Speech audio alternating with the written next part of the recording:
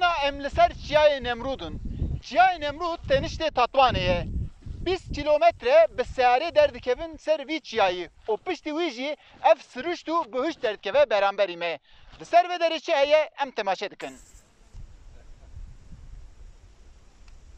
Çiyayê Nemrûd bi gotineka din Agirpija Nemrûd di kontarê xwe da Tatwanê dihewîne. Ev her du cî wek bûk û zava hev din hembêz dikin.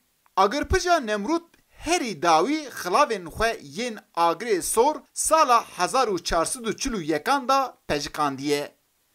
Lê şiklê ku ana girtiye tê diyarkirin ku 100,000 sal berê bi peqîna mezin pêkatiye.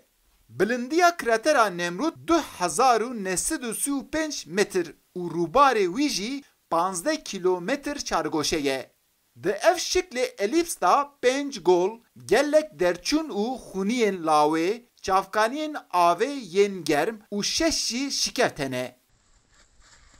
Ana em di meha tîrmehê dane li serê Çiyayê Nemrûd berfê ye.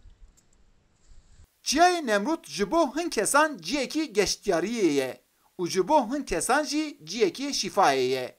Lê herkes li beramberî dîmenê ser çiya matmayê dimîne. Ji van yek kes jî Mehmet Sıdık e. Ew cara yekeme ku hatiye vê derê û hestê xwe wiha diyar dike. Min merak kiribû ez herim Çiyayê Nemrûdê bibînim.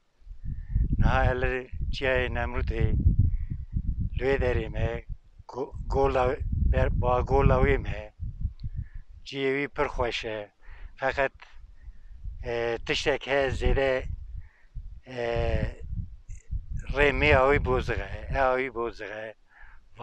Van derena tişkê lê mêze bikirana ew bikira xweş dibû. Ava ku di nav kraterê da kombiye şîrin û sar e. Di sala 1986 da hin masîpank birine û kirine nav vê golê. Ana gelek masî li vê derê heye. Yên ku tên vê derê him pîknîk dikin û him jî vê siruşta bihişt dûr û dirêj temaşe dikin.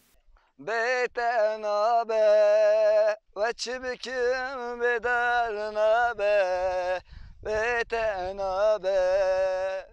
Ez gökan ji bajarê Mutkan Oxîn gundê Oxîn koyun da jêra bibêjim bi Tirkiyê. Em hatine vê geziyê ilk defa ez tê mehanê. Yani zav xweşe ama îwer gelişmiş nebûye. Helekê da golên avê di hêla din da jî nav kratera Nemrûd da daristan û cûr bi cîr çûk hene. Em memleketê xwe dixwazin koran çêbî pir baş bî. Li belê em hatîn salê carê tîn, belkî 10 sal carê tîn. Em li vir da narsînin, İstanbul da sênin. Çiyayê Nemrûd bi vî rengî xwe diyar kir. Bes ana em dikarin bêjin ku jî çiya derketiye. Bu ye deverekî geştûguzariyê. Eyüp Demir, Çiyayê Nemrûd, Tatvan.